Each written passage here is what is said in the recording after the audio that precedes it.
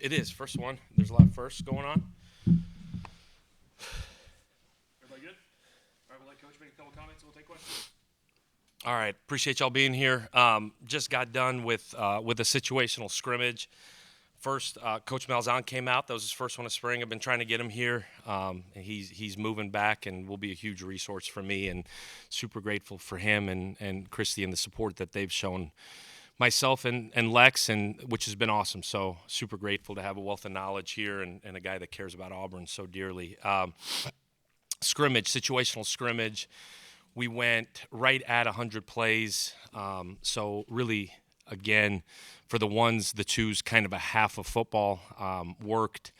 Started out with a coming out drill. So the ability to get a stop and drive the field, which was a really good work for us. Worked some second and long situations into third downs, playing them out, and then put some special team stuff in the middle, some competition stuff in there, and then worked some third downs, and then worked some red zone. Worked the Iron Bowl period was an end of game situation. So a lot of really good situational football. I think that's kind of our next step as a team, is not just how do we play, the intent which we play with, certainly the mentality which we play with, but man, now situational football. I think when you get to situational football, we talk about winning in the margins so much. That's where you see a young team show up, is guys just not super aware of the sticks, not super aware of the clock, not super aware of what the other side of the ball is going to do in certain situations. So there's so much teaching going on right now, and for us, the challenge today was, now there is something to look forward to. You got a spring game Saturday for half this team, including the coaches. It's the first time in the stadium in front of people. There's something to look forward to. The challenge, man, can we come out today and work like you need to work? Can we come out Thursday, work like you need to work? And I thought today, for the first half of this thing, I thought the energy level wasn't where you wanted it to be. And that's what I told these guys after. Man, like, you get an opportunity inside of Jordan Hare, I don't care who's in there, the energy level has got to be at an elite level. And I thought it was just okay. I think these guys are still feeling each other out, feeling this whole thing out. And I want us to get past that feeling each other out point. So negative there. I thought offensively took a huge step today. I thought defensively there was some good. There was also some bad. We held some guys out that are kind of starting to get dinged up a little bit. But for the most part, I thought they competed, and I thought that we were efficient on both sides of the ball. But I did not love our energy today, which was the challenge going into today. So in that respect, I thought we failed.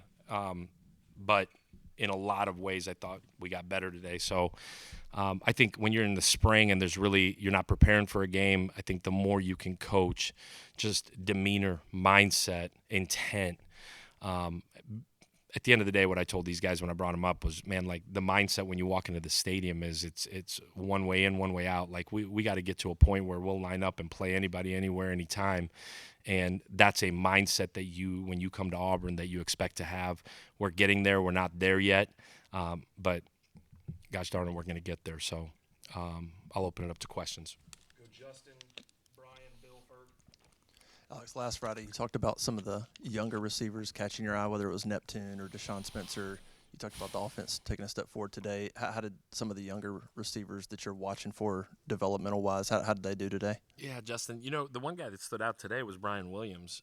And you talk about a guy that I mean, Cody Burns is as excited about Brian as anybody. And we kind of keep going back and forth. I'm like, man, like, he has these freshman moments, and it's when it gets hard and he gets punched in the face and he's got to snap out of it. And Cody keeps challenging him and challenging him and challenging him. And Cody has a really unique way of building guys up and making them really confident. That's Cody does that for me. And today I thought Brian took a step. He's had some highs. He's had some really bad lows, but they've all been mental in terms of the lows, like tired, beat up. How do you respond, man? And he's trying to get him to go from a senior at TFA to a guy in this league. And today I thought he took a step. And there's nothing worse than a guy that has moments but is inconsistent, and that's what Brian's been.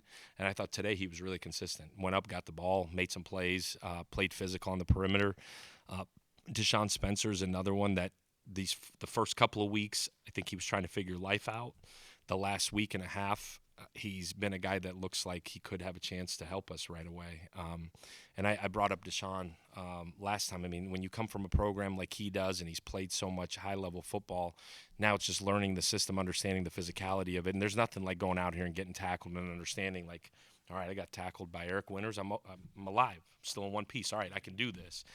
But you need those moments to gain real confidence. And I would say those two guys have impressed. I probably would leave it there. I thought today was great. Chaz Nimrod's missed a couple of days, and today he came back, and I thought he was really impressive. He's not a young guy by any means, but he was impressive. Keyshawn Singleton continues to be really, really consistent. Jeremiah Koger, kind of like Brian Williams, has had some highs, some lows. He's a young guy. We forget he's young because he played so much football, but he's got to take a step, and we need him to take a step really quickly. And he's had some highs and some lows. I thought today he executed at a good clip. So we need those young. We're young, and you feel sometimes like you don't have enough depth there. We have to have those young guys step up for us to have a chance. Alex, you said the offense took a big step today. What was it about the offense that you felt like they took a big step? Yeah, there's when you do what we do offensively, there's always this aha moment. This is my fourth time doing this in this system. And there's always this aha moment of like, man, like when you consistently move the chains, the tempo catches up to the defense. Like there's this moment of, all right, this guy's tired and I am going to go physically either road grade him or run by him or whatever the play call is. I thought there were times today where the offensive line, the skill guys felt that. Like we were efficient on early downs and we're able to go move it. You stay out of third and long, you have a chance, and early on in the scrimmage we did. And then I thought the defense bounced right back. We went into a second and long situation, and the defense 4 in a row got stops. And again, because you're not getting the drive started, that's where you kind of feel a halt to it. But there was enough really cool moments offensively of like these aha moments today. And I've had it where it's happened in the spring. I've had it where it's happened in fall camp. I've had it where it's happened week 5 of the season where it's like, all right, like if we pick this up on first down and gets a second and short and move the chains, now there's a rhythm to it. Today was the first time I feel like they felt that. And it's hard to get that in practice because you're going in and out, in and out. We're in a scrimmage setting. You're staying on the field, and you can get that aha moment. I thought they felt that today, really the first drive. Bill, Ferg, Peter. You mentioned the offensive line. Obviously, you don't have Stanton out there full go, but, I mean, how are you feeling about that? And is there a group that you really, coming to the end of the spring, you really feel good about, and another one that maybe needs more work? Yeah, Stanton not out there today. Wilson Zaire has got a little bum ankle deal, so he wasn't out there today, which I thought Ty Buster got more reps, Jacoby Ward got more reps. Like those guys need them, and they've kind of answered the bell here this last week and a half, which has been really impressive to see. Again, kind of like the wideout group, we need these young guys to get really old really fast. And the easy cop-out answer is to say, well, we're young. You know who doesn't care we're young is anybody. Like, nobody cares. Baylor week 1 ain't going to care how old we are. So they got to grow up, and we got the perfect guy. And it's Coach Hoodie's the perfect guy because he gives zero craps about how young they are. And they all get their fair share of butt chewings, and they're starting to respond, which is good. Man, I've been impressed with Byram. His poise, this is his wheelhouse, is being out here and everybody off the field, and he could just go make plays and be him. Group that needs work. I continue to harp on this O-line piece. They've had really high moments, and then when it's bad, it's bad. The interior of that D-line is a straight pain in the butt. These edge guys, I think Jared Smith has taken a huge step. I hope I don't regret saying that. Womack is playing high level football. I've been impressed with that group. Joe is really taking a huge step there. We had C.K. Murray hadn't gone yet, full go, but I'm excited to see him. I like our linebacker group a lot. Like those guys, they are violent, they are physical, they make plays, they make it go. Like Elijah Melendez has been as consistent as anybody on our football team. Like day in, day out, he's been really, really impressive. Like mentality, mindset. I've challenged him to lead. He's trying. He's growing into that. I need him to do it now. That safety group is youthful at times. Like we held Caleb today, held Sly today. Just end of the spring here, beat up a little bit and not taking any chances. We still don't have Champ back, so like you got to see a ton of Eric Winters and New Boy, and those guys, they bring really cool energy to it. Our corner group, we need them to take another step. We held Rayshawn today, so you got to see Shamar step up a little bit. You got to see Gavin Jenkins step up a little bit. But, man, to tell you anybody's arrived just yet would be really hard. But I thought for practice 13 or whatever is 12 today, I thought a bunch of guys, young guys, took steps. So you got a bunch of options, running back guys with a lot of experience. How have you seen them kind of develop and maybe shake out here, this spring? I know you've talked about how much you really want to run the ball, and you've got a lot of options there. Yeah, man, those guys, they're all so different, and that's the part that I think I would tell you we're still trying to figure out. They've done a really good job from a ball security standpoint. Jeremiah continues to be steady. His pass pro stuff is the part that I think Larry is hitting on so hard. He's got to take a step there. He's taken a step. He's got to take another step. Bryson Washington, we've only had back really full go here for 3 days. He did some good things today. You could tell he's still getting his legs under him. He's got to play with better pad level. Nikai Davenport did some decent things today. He's got to take a step.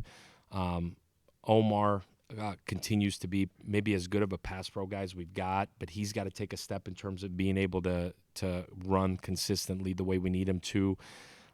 Tay Meadows has a really cool skill set. He's got incredible vision.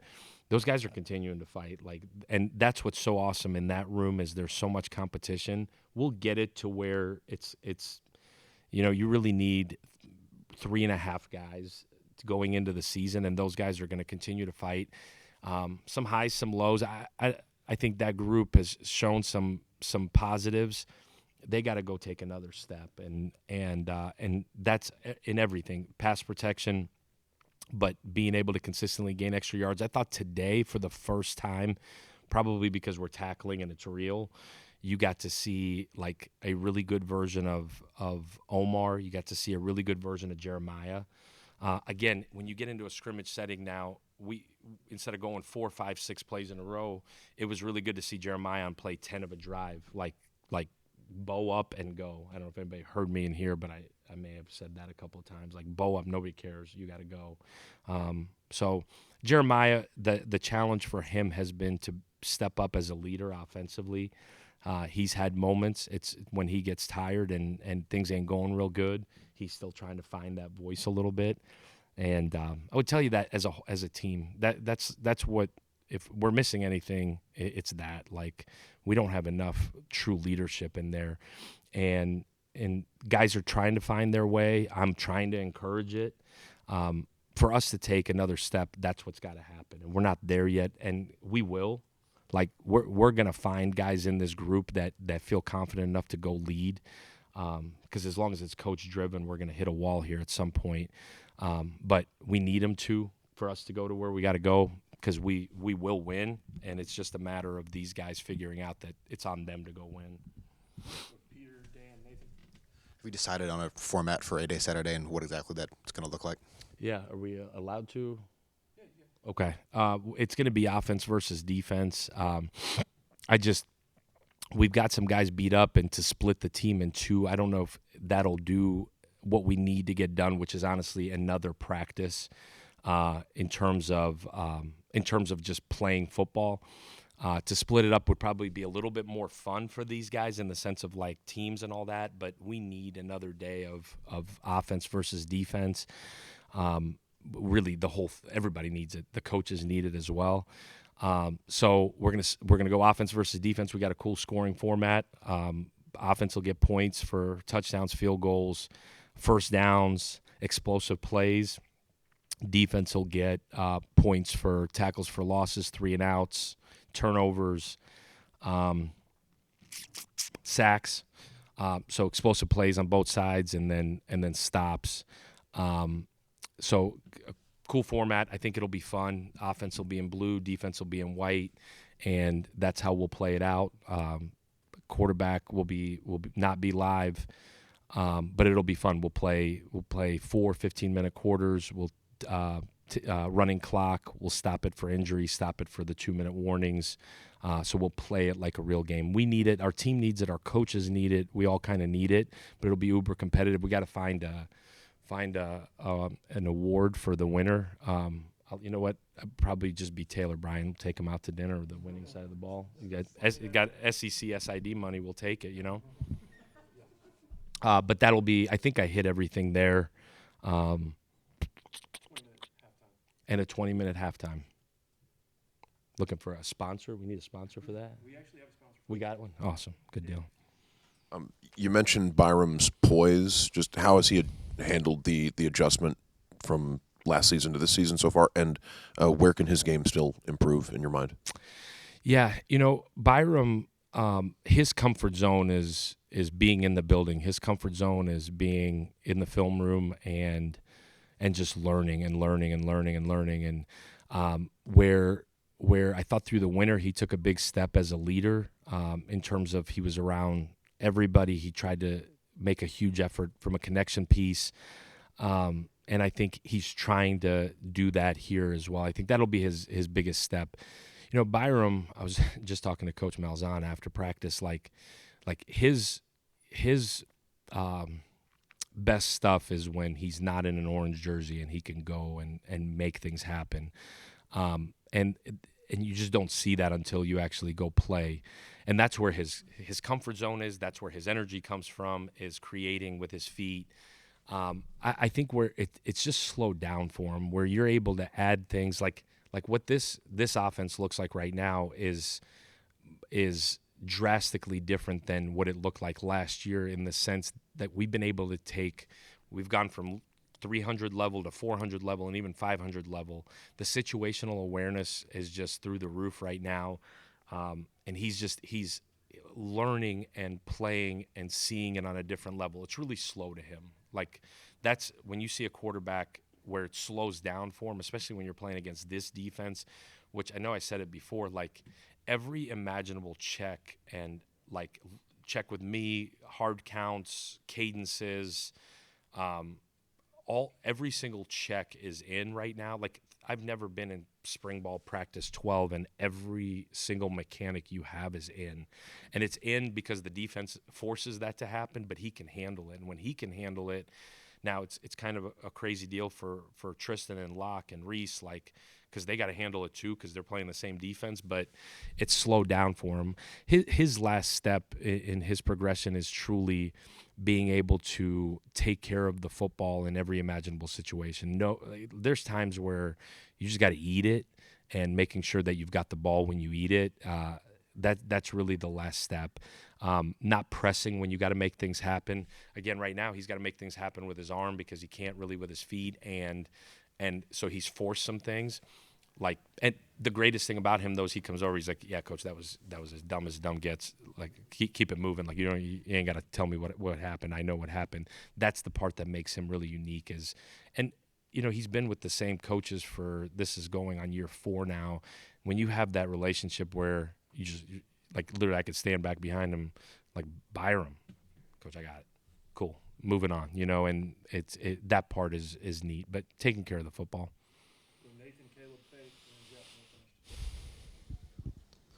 Alex, how long have you had a relationship with Coach Malzahn, and how much are you looking forward to, like you mentioned, having him around and somebody to talk to about this team?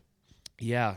You know what? I really met him when he was at UCF and I was at USF, and you inevitably run into each other in recruiting and clinics and all that. USF, UCF, you're supposed to hate each other, so we wouldn't talk in public or anything, but I've always respected, like, he's from from the same place that my wife is from. He's revered in Northwest Arkansas in a lot of ways, and so for me, just a guy that's done it at a high level.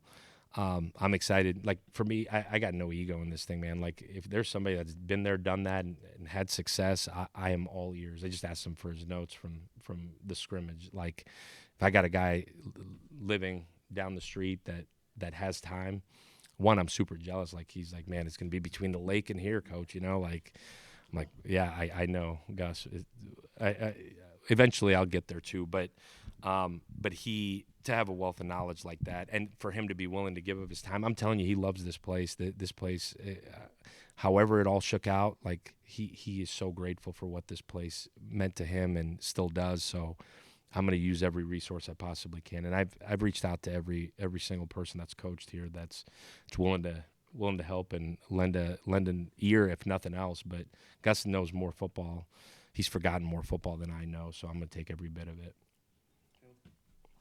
Hey, Coach, you mentioned that you held some guys out this week. Just going into A-Day, are there any guys that you feel like you will hold out for A-Day?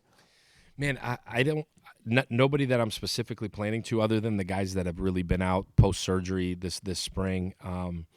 That would be Jonathan Eccles, Champ Anthony, Stanton Ramil. Man, I'm trying to think in terms of fully out. C.K. Murray's not full go yet. And then we had the guys that were out, and it's really like a couple of soft tissue things, like nothing crazy. I should say Christian Neptune had surgery beginning of the week, so he'll miss the spring game. He'll be back for fall camp, which will be great, kind of blessing a little bit of the timing. So he won't play, and then we'll see here on Thursday and Friday. My intent's not to hold anybody out. I want to see guys go play. Our intent is not to hold anybody out. So as long as they can go, they'll go. As long as they're not banged up to the point where they can. And I'll be fully honest about that going into the game. What is the expectation that you have of the tight ends this year, and what's your evaluation of them so far? Yeah, it's been really, really good to get a healthy Jake Johnson the last 3 weeks, really 2.5 weeks. He's gotten better every day. He's been fun and exciting, and he's taken giant steps. He's got really cool leadership ability. We haven't talked about tight ends today. What are we doing? It's the most important position on the field, right? But he's taken giant steps here these last couple of weeks. It's been awesome. And I love his spirit. He's got some, like, jerk in him in a good way, like on the field, which that I did not know, because when you meet him, he's like the nicest kid you'll ever meet. But he's got really good awareness of, it's almost like he grew up in it. Like, he's got really good awareness of space and blocking schemes, and he's played a ton of football. He's been awesome. It's been great to have him. Xavier Newsome is, because of some injury stuff like Jonathan Eccles being out, Xavier Newsome has taken some steps now. He just got his butt ripped because bad body language half the day today. He was tired and feeling sorry for himself. So he if you see him, he's going to be droopy faced, but he's got to snap out of it. Like, that kid, for a young man that played at Howard last year to come in here, and he's taken a ton of 1 reps.